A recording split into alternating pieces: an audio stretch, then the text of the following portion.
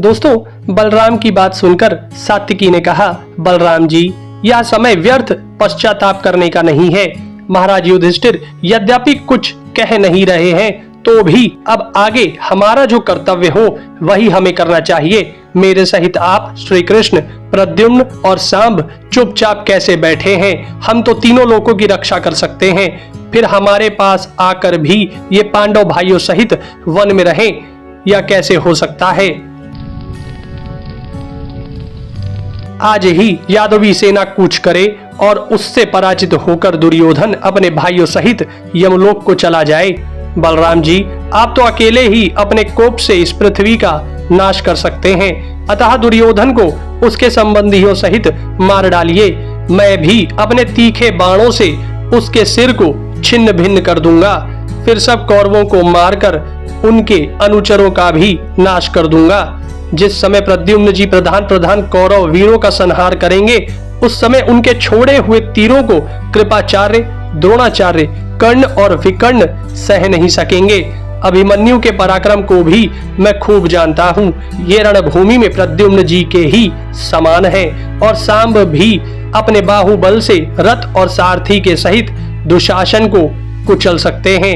ये जाम्बवती नंदन बड़े ही रणवीर हैं, इनके बल को तो कोई नहीं सह सकता।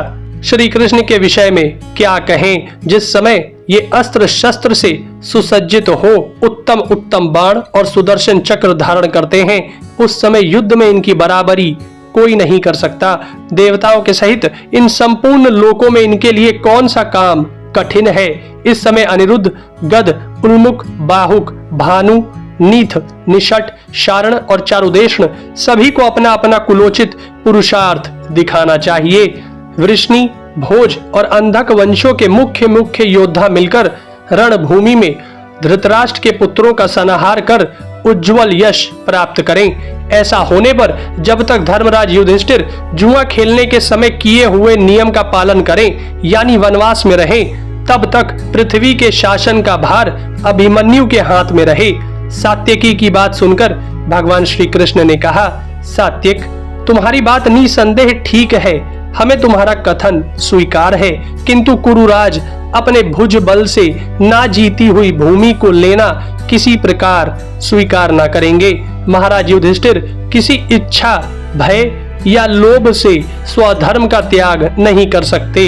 इसी प्रकार भीम, अर्जुन, नकुल, सहदेव और द्रौपदी भी काम, लोभ या भय से अपना धर्म नहीं छोड़ सकते।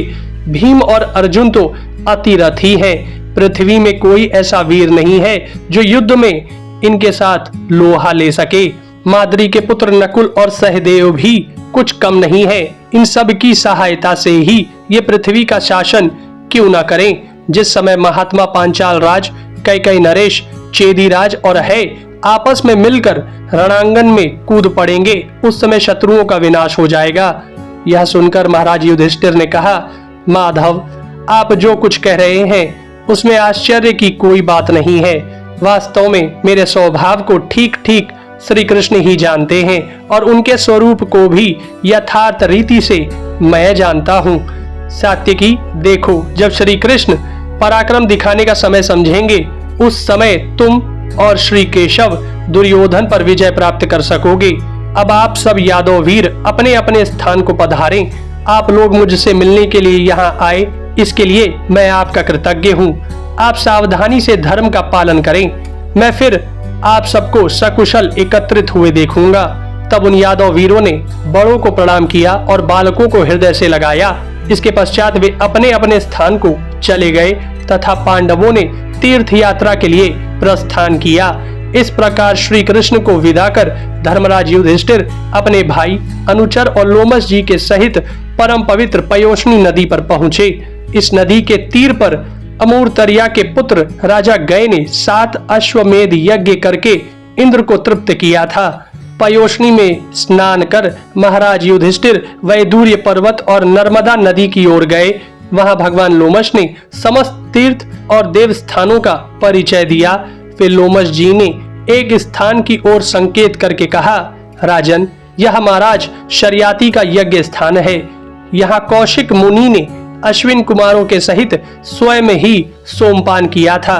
इसी स्थान पर महान तपस्वी च्यवन मुनि इंद्र पर कुपित हुए थे और उन्होंने उसे स्तंभित कर दिया था तथा यहीं उन्हें पत्नी रूप में राजकुमारी सुकन्या प्राप्त हुई थी।